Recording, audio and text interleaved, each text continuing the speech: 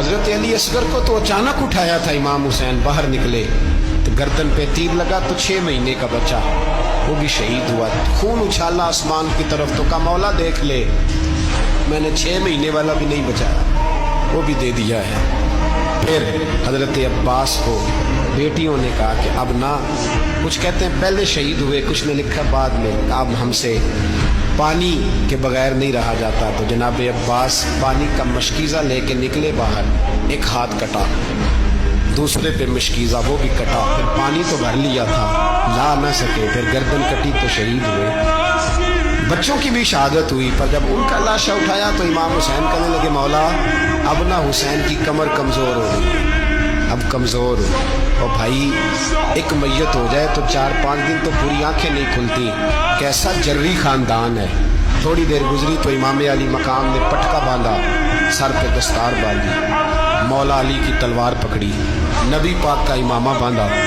اور گھوڑے پہ سوار ہوئے تو کہنے لگے زینب گھر تیرے حوالے اور میں اللہ کے حوالے، گھر تیرے حوالے اور میں،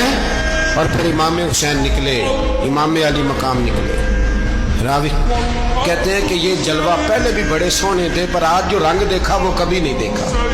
کیا انداز تھا، جدھر جاتے نعرہ لگاتے تو حد ہو جاتا۔ اتنے لوگ امام حسین نے کاٹے، اتنے کاٹے، پھر واپس پلٹ کے آئے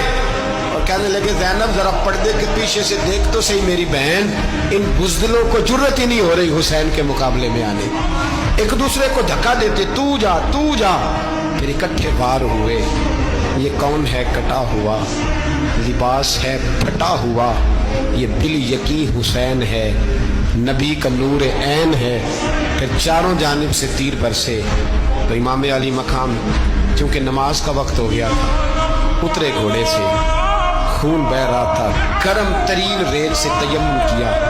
سر سجدے میں رکھا، اور جب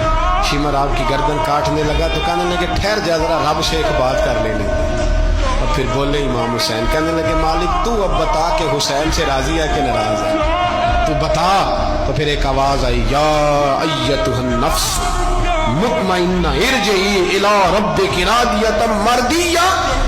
فرمایا نفس مطمئنہ واپس آ جا، تو اللہ سے راضی ہے، اللہ تجھ سے راضی۔ امام حسین وہاں شہید ہو گئے۔